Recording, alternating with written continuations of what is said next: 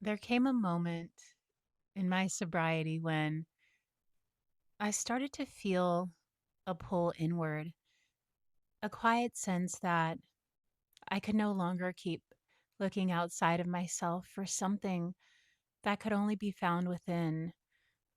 So I was faced with a choice to continue outsourcing my guidance or to choose something different.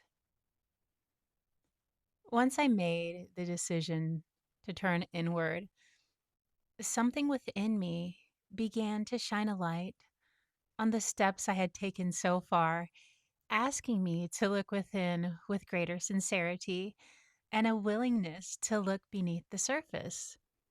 Then the language of the literature began to open in a new way.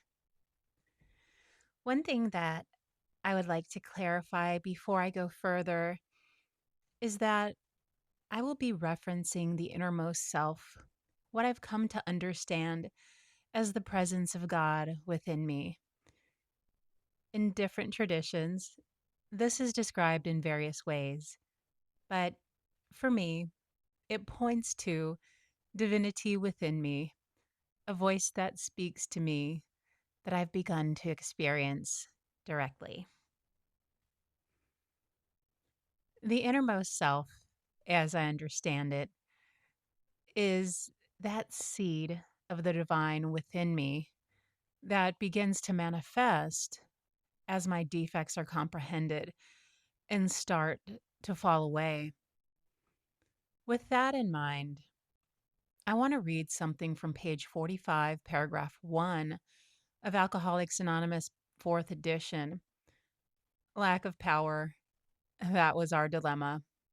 We had to find a power by which we could live, and it had to be a power greater than ourselves, obviously. But where and how were we to find this power? Well, that's exactly what this book is about. Its main objective is to enable you to find a power greater than yourself, which will solve your problem. So, the question, where and how do we find that power? It's not theoretical.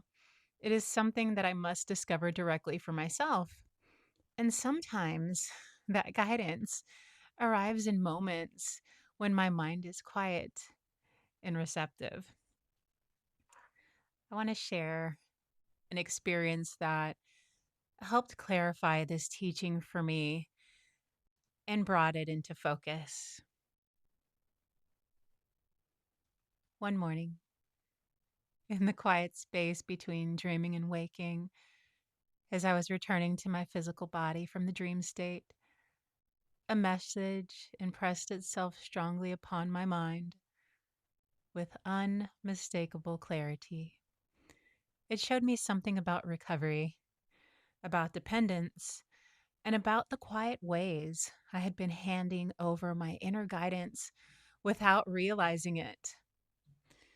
That moment became the seed of today's episode, an exploration of my relationship with external guidance and a return to the inner guidance of the innermost self. In the dream state, the directive was unmistakable. Share something about my relationship with external support and what it might mean to begin letting go of it. As I began to listen more closely to my innermost self and continued to study, I began to notice this teaching appearing across different traditions. Krishna in the Bhagavad Gita in chapter 18, verses 65 through 66, speaks directly to this. Be aware of me always. Adore me. Make every action an offering to me, and you shall come to me. This I promise, for you are dear to me.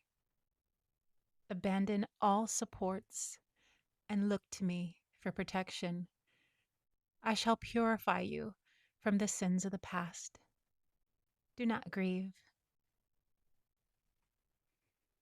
The Buddha, in the Kalama Sutta from the Buddhist canon, Anguttara Nikaya 3.65, warns against relying on tradition, scripture, or authority alone, and instead points toward what is known directly, their experience, and what leads to true benefit.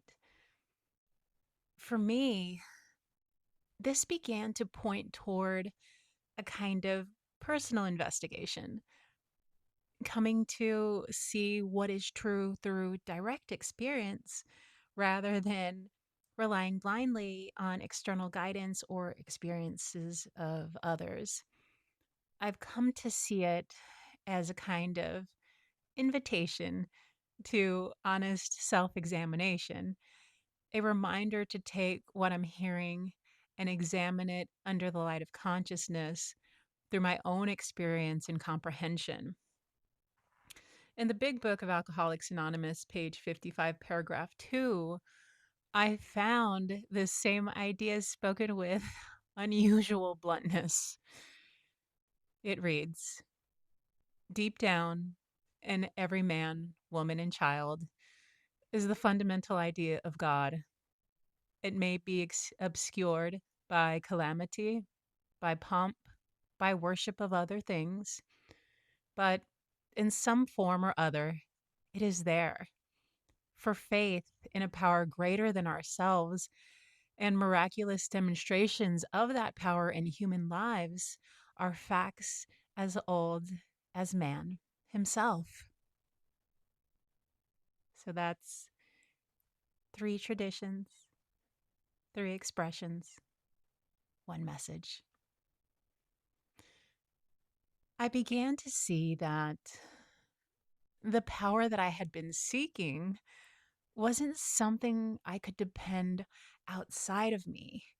It didn't come from personalities or anything I could rely on externally, but seemed to rise from within the innermost self, the place that AA describes as deep down in every man, woman, and child.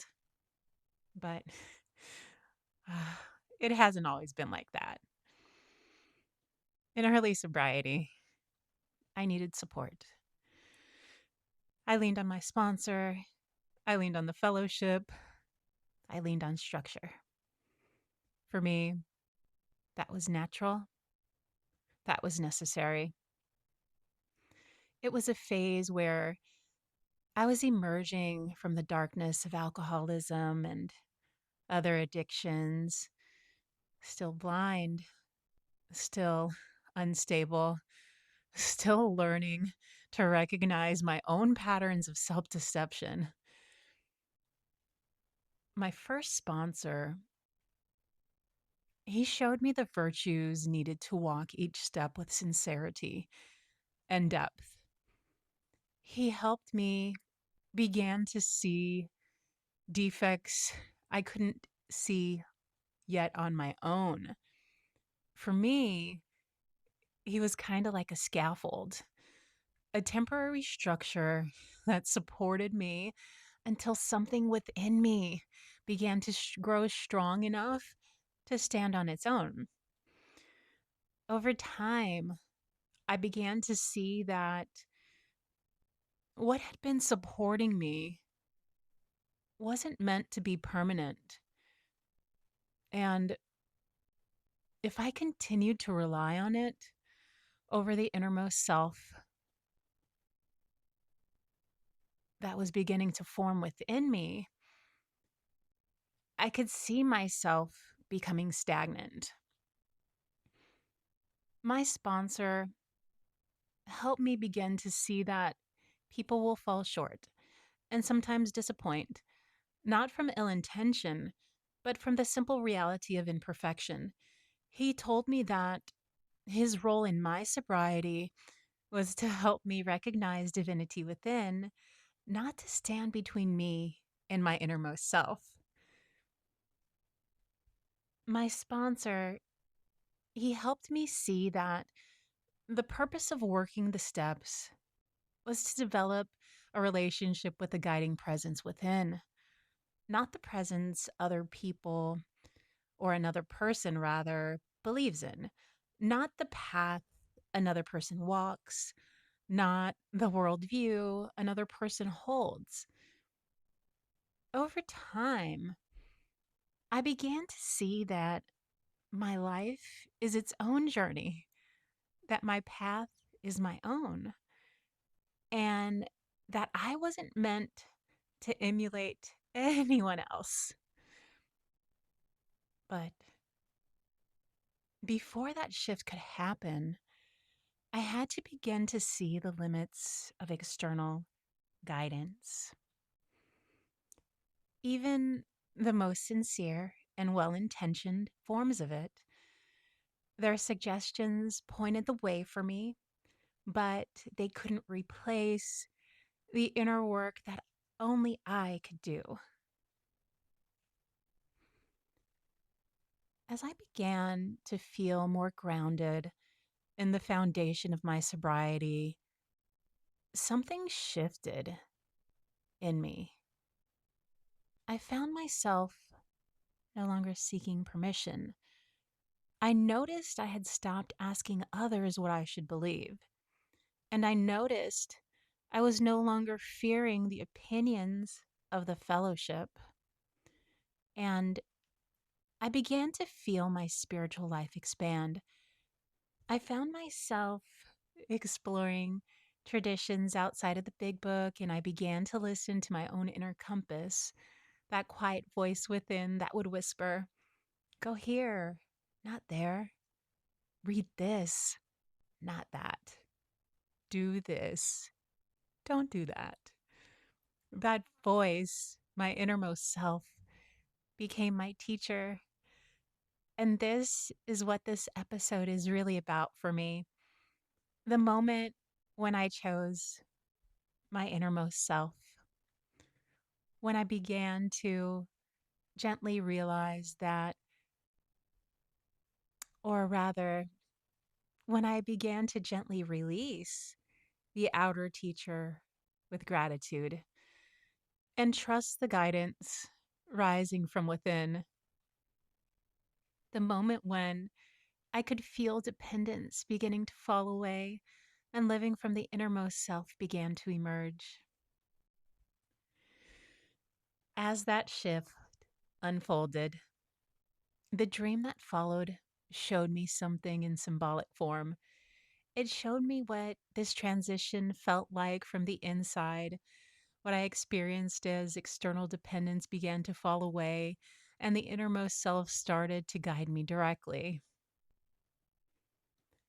The dream began by revealing the first layer, showing me how dependence had been operating within me and where my path really began to shift as the innermost self started to take the lead.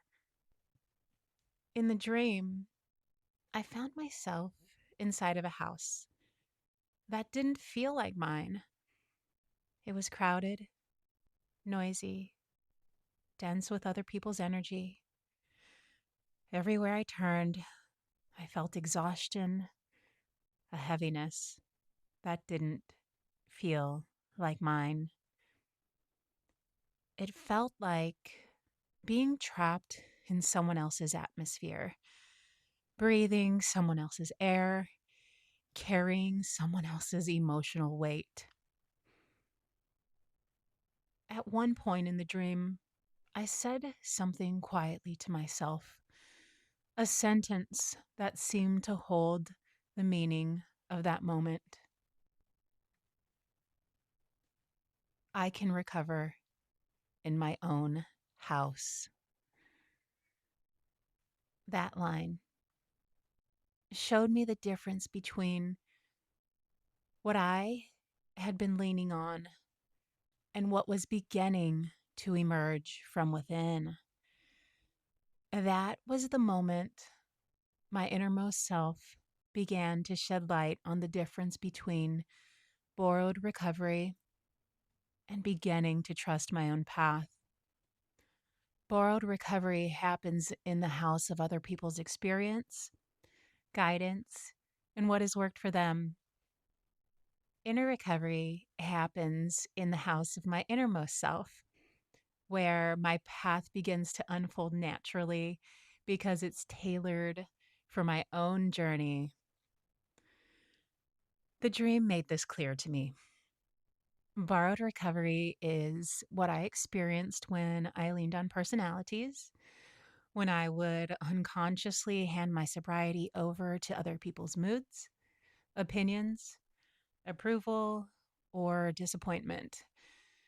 It was the kind of recovery I found myself in when my thinking was influenced by how someone else told me to think, when my feelings were shaped by what someone else said I should feel, when my actions were guided by what someone else said I should do, or when my spirituality or sobriety were being defined for me by someone else's path.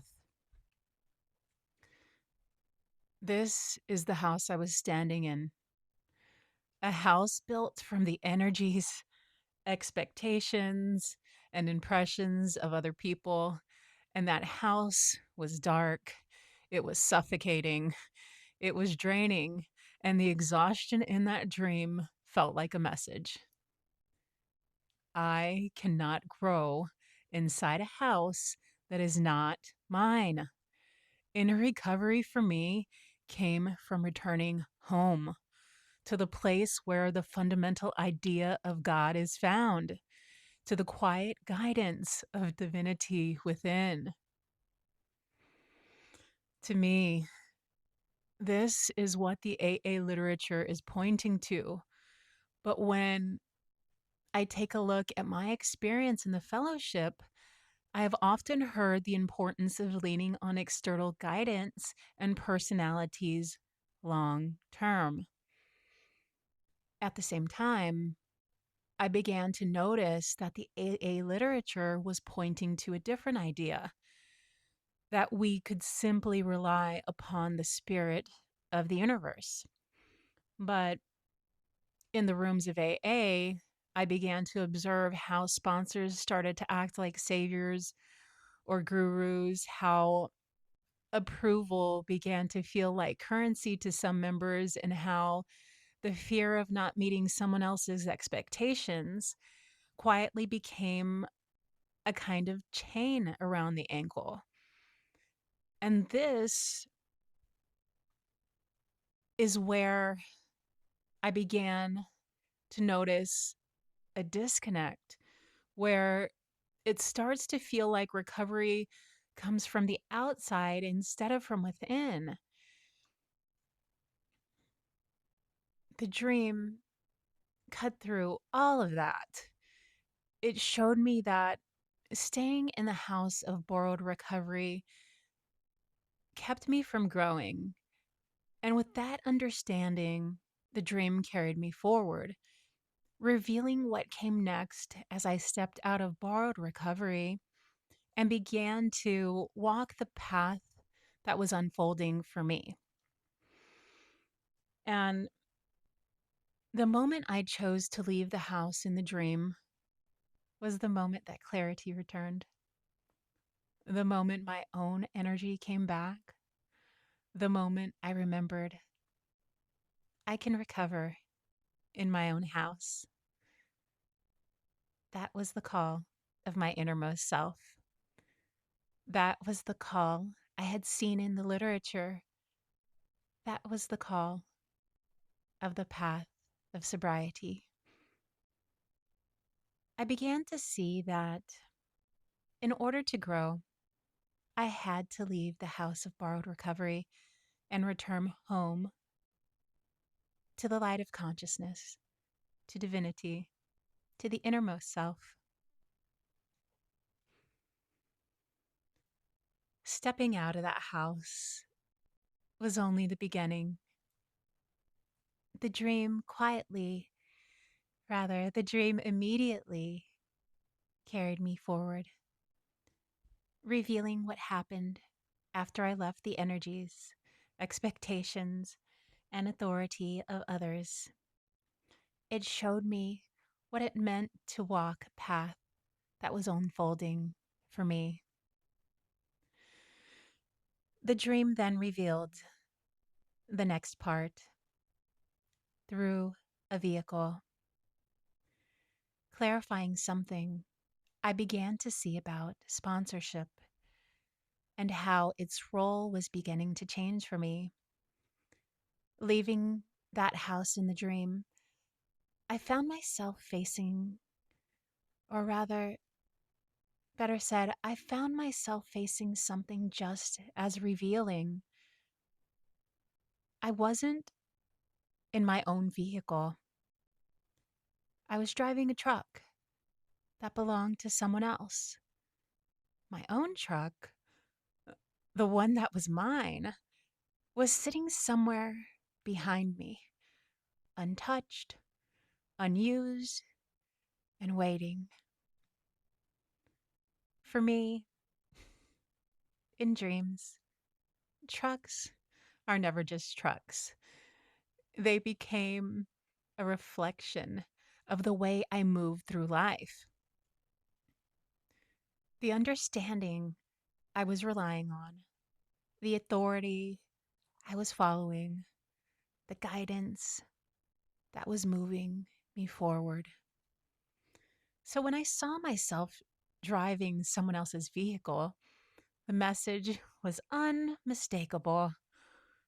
I was navigating my life through someone else's authority, another person's understanding, another person's worldview. It wasn't that their guidance was wrong. It wasn't that their intentions were harmful. It was simply that it was never my vehicle to drive. Their truck was built for their journey, not for mine. And this is where I need to be very clear. For me, a sponsor was invaluable in early sobriety. A sponsor is part of the scaffolding. A sponsor helped me walk when I could barely stand. A sponsor, for me, was a guide, a protector, a mirror, a stabilizer, and I don't know if I would have survived without that support. Everyone's path is different, and everyone's timing is different. There is no judgment in needing a sponsor, and no shame in relying on one for years. I did. It was necessary. It was life saving.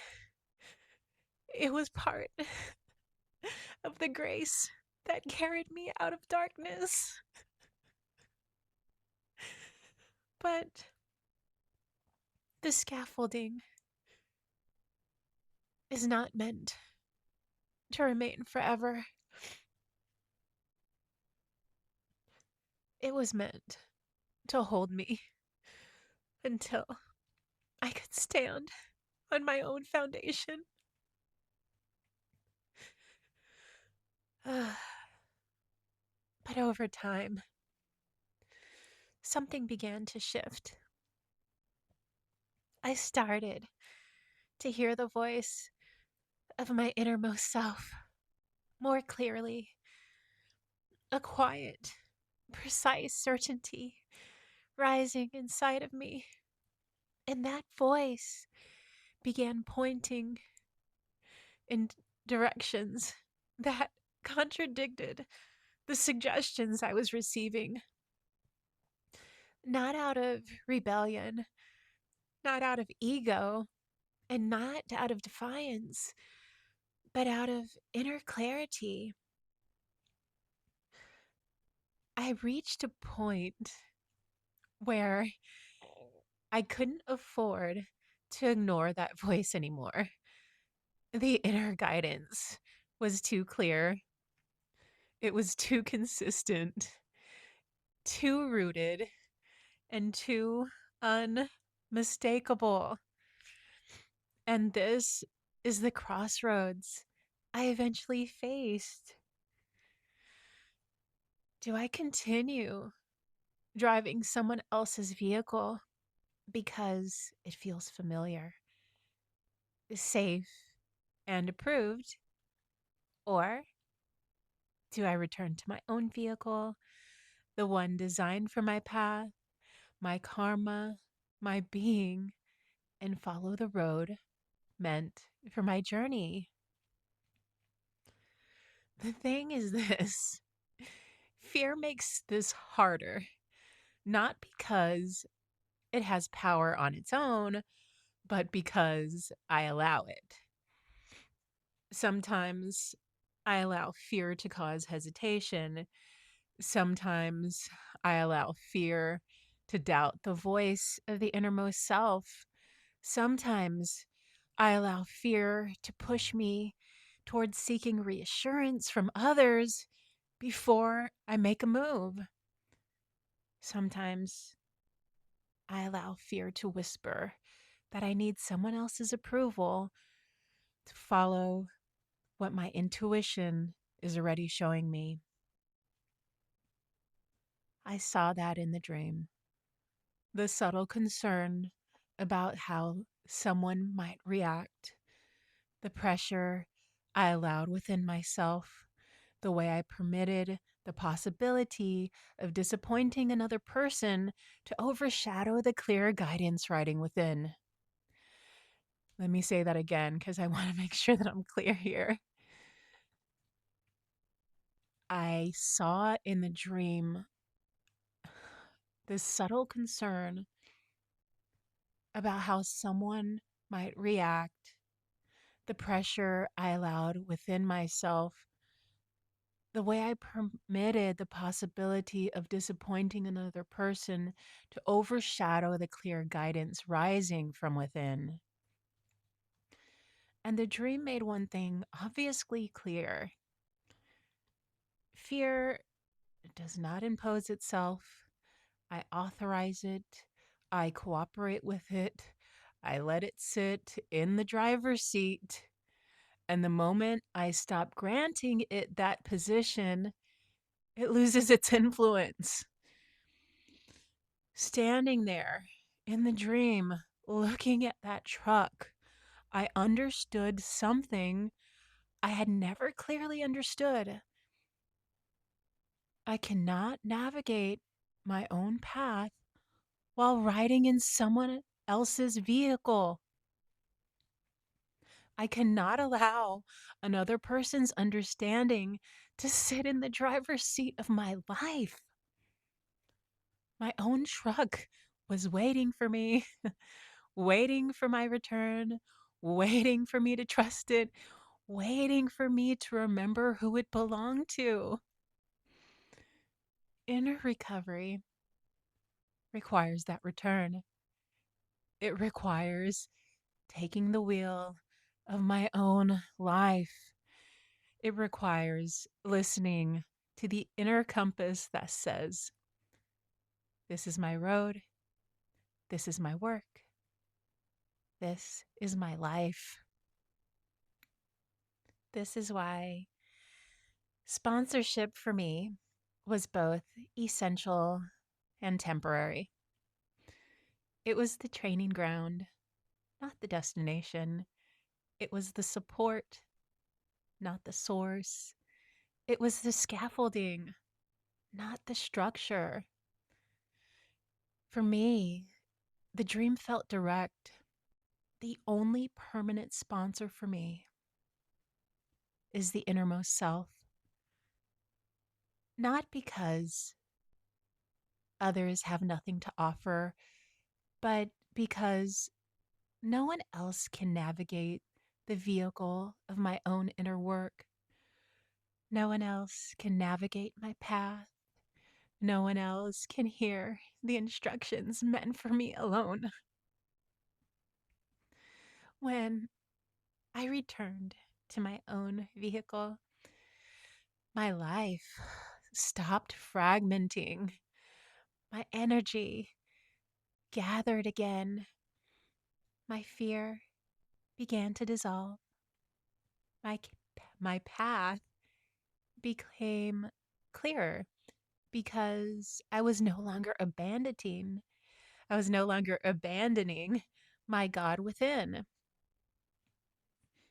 This was the message of the trucks.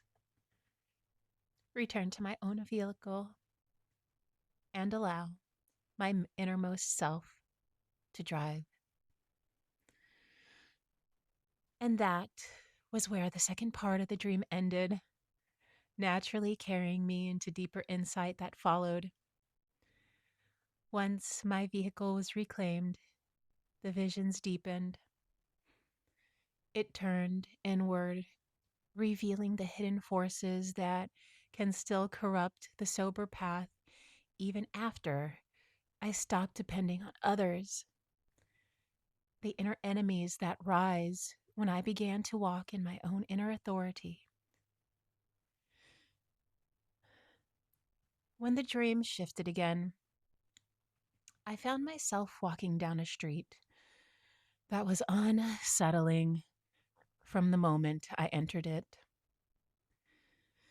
Women stood along the sidewalk, exposing themselves with a kind of bold, confident seduction, not aggressive, not forceful, but radiating an energy that sought attention.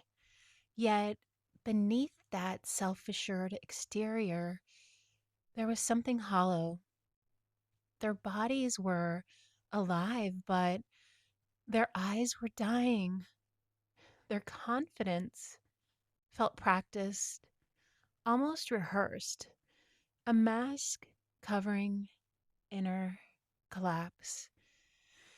And then a woman approached me, claiming to be a photographer, but her presence didn't match her words. She wasn't creating any she wasn't creating anything. She wasn't capturing beauty or offering any genuine vision.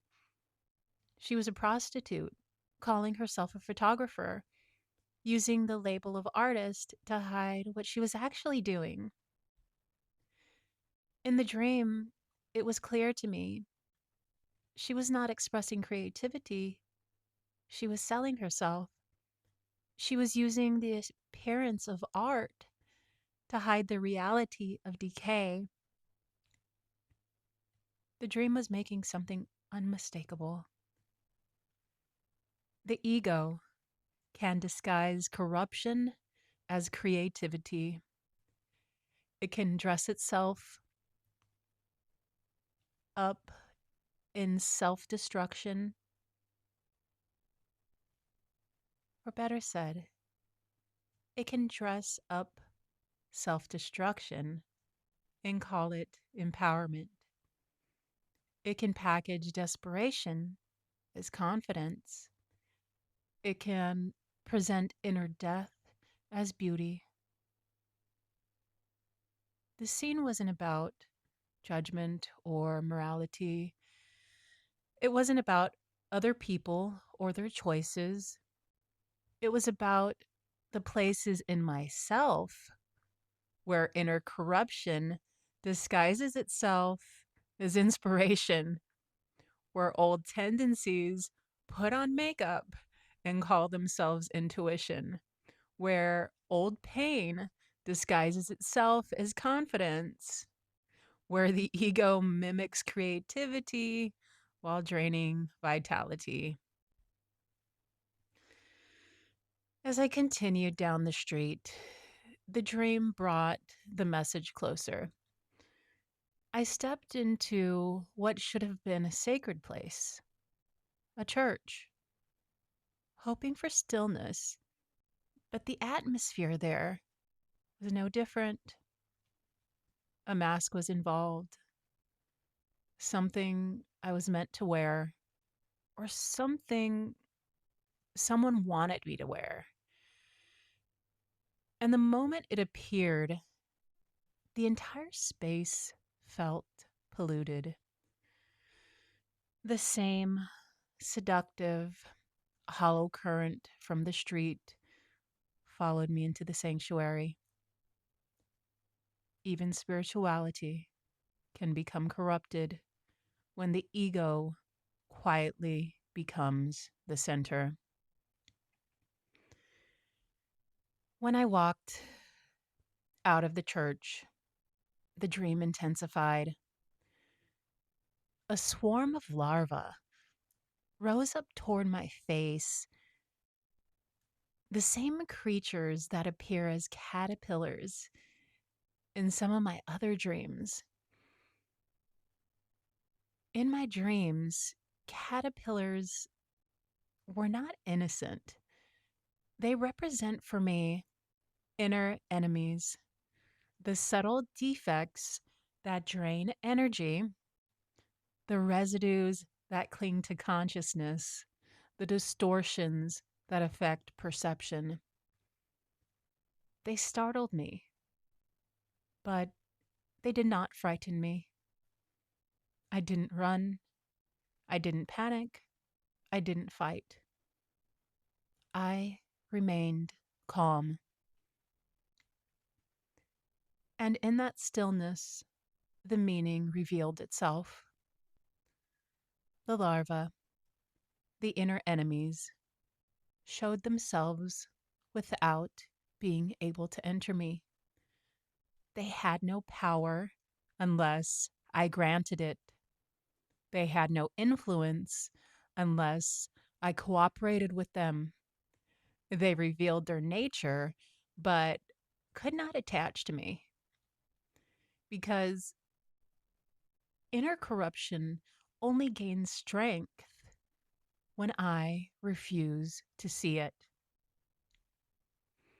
when I hide it, when I rename it something harmless, when I pretend it is not my enemy. But when I face these defects directly, without dramatics, without denial, without fear, and without the ego's need to perform, they die. The dream was showing me that creation and corruption live side by side within me. Every day, I choose between the two. I choose what to nourish. I choose where my attention goes. I choose whether my consciousness rise or decays. The street scene wasn't about other people. It wasn't about judging behavior, and it wasn't about judging morality. It was revealing my own inner landscape, the seductive tendencies inside of me that pretend to be confidence, the false impulses that pretend to be creativity, the masks that pretend to be the truth. It showed me that letting go of external authority is only half the work. The other half is letting go of internal corruption, the impulses, masks, distortions, and self constructed egos that pretend to be spiritual, powerful, or expressive. And the moment I stood still as the larva approached, the moment I let them reveal themselves without reacting, that was the beginning of comprehension. The moment where the ego lost its footing because I did not feed it, fight it, or flee from it. From that clarity, the deeper work became possible. Rather, the deeper work becomes possible. The dissolution that follows comprehension, the dissolution of performance, the dissolution of seeking approval, the dissolution of masks, the dissolution of corruption disguised as beauty, power, or creativity. Because once those false layers drop, creation can fully breathe. The dream was showing me that the path cannot be walked with divided intention. I must choose what I serve within myself. I must choose what I create with my life. I must choose whether I rise or decay. I must choose sincerity over image, creation over corruption, consciousness over impulse. If I want to continue to grow in my sobriety journey, something in me must be comprehended. The corruption, the imitation, the masks, and every inner distortion that pulls me away from my innermost self. Only when those parts fall away can true creation unfold. And that was where the third part of the dream completed itself, opening naturally into the unifying truth that followed. With that final image, the dream wove its meaning into one thread, preparing the way for what was held, for what held all three visions together. And in that same thread, something became clear,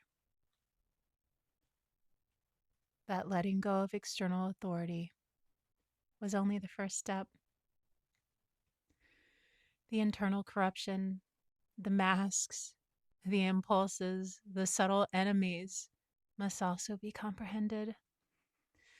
Because no matter how clearly the innermost self speaks, I cannot follow that guidance if I am still obeying fear, imitation, or the voices of others. Growth requires inner death, the death of dependency, the death of distortion, the death of everything that tries to take the steering wheel from the innermost self. Only then can the path unfold within. With the principle established, the question becomes how to live it, how to translate inner clarity into daily practice. So, how I begin to work with this in my daily life. I began with observation, honest observation, without judgment, without grasping or resistance. I found myself looking in three places. First, I began to look at where I was depending on personalities. I started to notice when my inner compass became secondary to other people's, to someone else's opinion. I started to notice where I hesitated because I wanted approval. I started to notice where I handed my authority to another person instead of listening within. Second, I began to look at where I was driving a vehicle that wasn't mine. I started to ask myself whose understanding I was following. I asked whether my choices were coming from the innermost self or from habituation, fear, or a desire to be accepted. I asked if I was walking my path or someone else's. Third,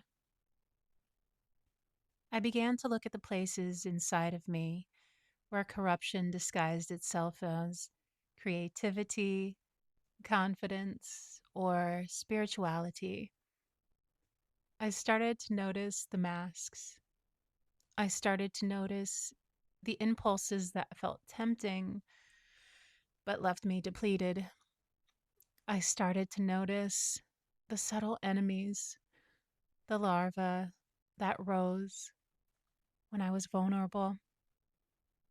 And then I did the simplest thing: